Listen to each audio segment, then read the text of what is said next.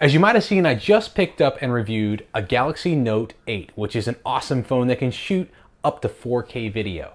Now, the tragic part of that awesomeness is that I actually don't have a 4K monitor on my setup. And I even have in there a GTX 1080 MSI Gaming Edition video card. What a waste, right? Well, all that changes today, because today I picked up a 4K. All right, now this is a BenQ 27-inch monitor. Of course, it's an ultra high resolution monitor, 4K, which is 3840 by 2160 resolution.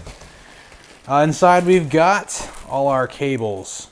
Power cable, HDMI, DVI, anything you can think of in there. They really packed it in. Okay, I'll take a look at that in a second. Looks like we've got like our mounting platform. And this is pretty good packaging. Here's part, I believe, of the scaling and rotating stand, which would be nice.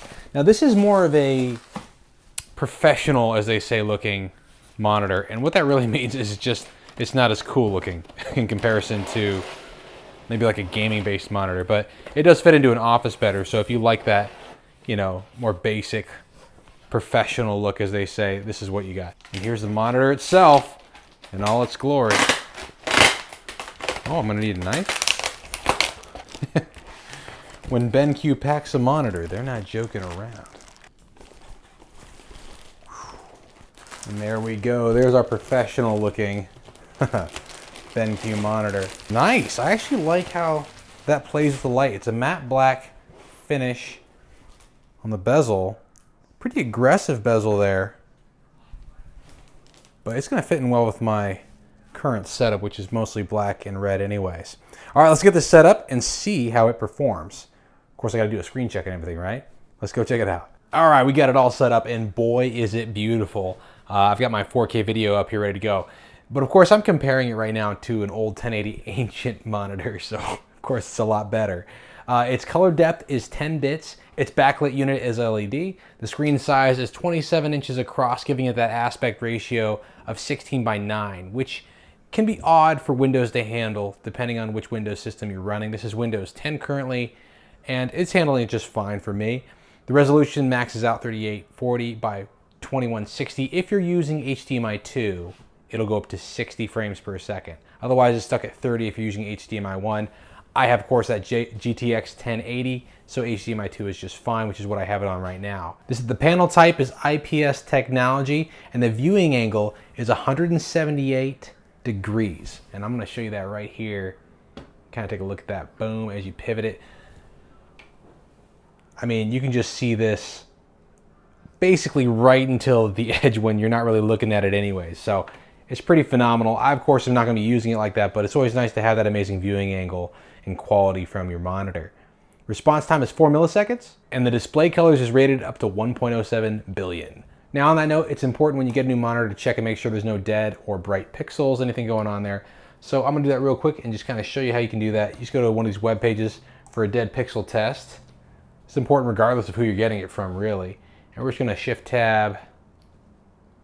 There we go. There's black. Hang on, move the mouse out of the way. Okay, as you can see here, complete coverage with black. Looks great. I'm not seeing any dead pixels, no white, nothing too out of place there. Here's white. This is where it's going to be really obvious if you have a dead pixel, right? And as you can see, very uniform, very beautiful. And moving on to red. Gosh, so vibrant. This screen is so bright. It's fantastic. I'm using it for a lot of video editing. I like this size for the video editing because you can really take, you know, different components of your editing, whether it's special effects or you got your, you know, imported media. Whether you have your imported media, you've got your effects, or you're trying to do something specific with some sort of keyframing. It just makes it a lot easier when you have more room. There's blue right there, and it looks pretty stellar. And that's just a quick dead pixel test you can do on your own if you go to, you know, this particular website or any of them that are just like it. And actually, I'm pretty impressed. You know, I think for most monitor manufacturers, their limit is 5 on their warranties. So they're like, oh, there could be a couple in there. This has 0 dead pixels, 0 bright pixels, 0 pixel issues right out of the box. That's how I like it. All right, now this has a host of audio and video inputs. All right, it can have DVI, DL, HDMI 1.4, HDMI 2.0, which is what I'm using. It's got DP 1.2, a headphone jack, and a line in. And it's got some speakers on there, 3-watt speakers, 2 of them. And I'm gonna just give you a demonstration of what that sounds like. It's not impressive. You probably won't be using it, but you know, if you want to, you can. Let's see here. Here's a test. I'm gonna set it as a default device here real quick, and let's just play some music.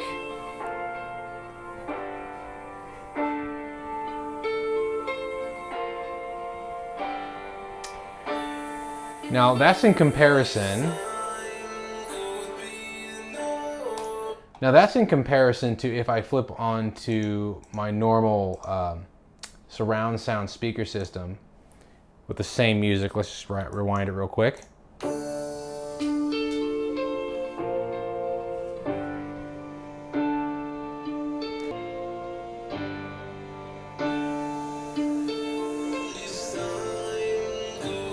So volume-wise, I would say it's, you know, it can be just as loud. It's just not as full. It doesn't have the bass, of course, because they're just, you know, side speakers in a monitor. But they're there in case you need them. So it's nice to have the option. But I, of course, didn't expect that out of this monitor. I just kind of wanted the visual features as opposed to audio features. Now, there's a whole host of features that comes with this BenQ monitor. You have, you know, auto pivot, animation modes, CAD mode, zero flicker technology. It's got Sensei technology, which is supposed to be easier in the eyes. It comes color corrected from the factory, so you don't necessarily have to be, you know, worried about correcting colors. You can do that if you're really finicky about it, but it should be really, really solid once you get it. And right now, based on what I'm saying, this is fantastic.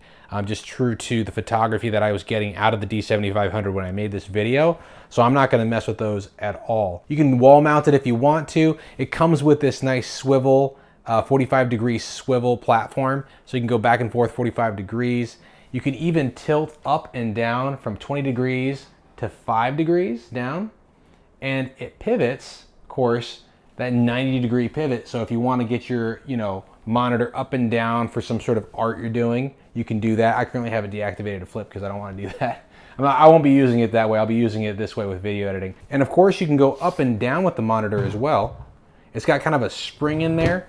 So it's a little harder to go down, and when you want to go up, it just kind of helps you. It's a little assistive spring there to help you go up. I'll be keeping it right here because this is eye level for my current desk setup, but it's always nice to have that easy adaptation to where you want your monitor for whatever you're working on. And once you stand up, of course, you can tilt it up to your face, but this is as high as it goes, so just keep that in mind. All right, now as true as I can make this with a 1080p recording from my A6000, I'm going to show you just how it works, how it looks while playing video. And here we have the 4K sample video I made, and you can just see how this plays.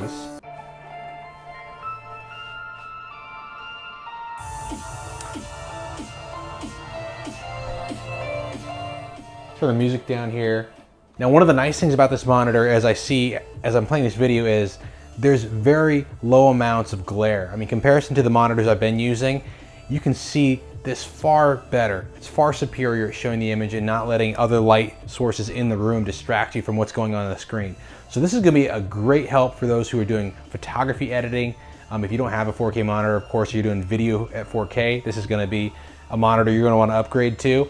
I would say probably for gaming, it's not the best, simply because that 60 refresh rate is usually not where gamers wanna go, especially if you have something like a GTX 1080 that can take you to those higher frame rates that are so helpful if you're doing things like headshots and 360 no scope shots and all the rest.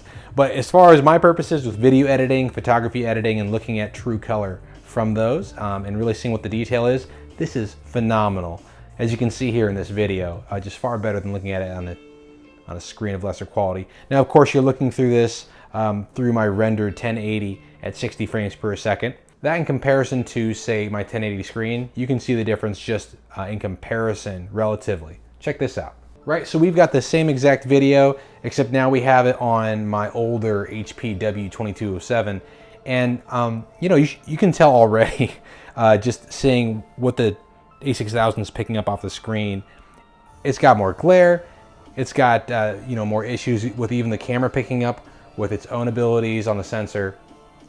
What's coming off the screen. The color isn't as true. It's not even as vibrant. Of course, that's the LED backing from the BenQ monitor.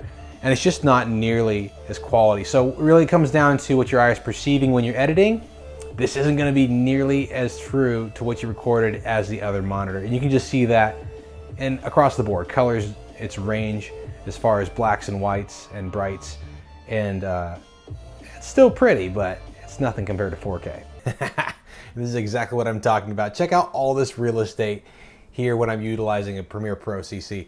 I mean, I'm used to having all this stuff kind of crammed into the corners, and I can leave these menus pretty large on a 4K monitor, and not only that, but you know, it's just much easier to see. I mean, look at, oh man, look at how big I get these peaks on the audio. Well, it's gonna help me out with editing. That's my primary reason for purchasing this monitor. Now, I might do some game testing in the future here. I think I have a couple games I was gonna play, and you know, might as well test it out in the 4K monitor, but that's not the primary purpose for this monitor and why I got it. But I'll check that out. And if you guys have any interest in that, just comment down below and let me know. Now, if you're interested in this monitor for yourself or you want to check out all the specs, I'll put a link in the description below. But beyond that, thanks for tuning in, guys, and I'll see you next time on the next Drive-By Reviews.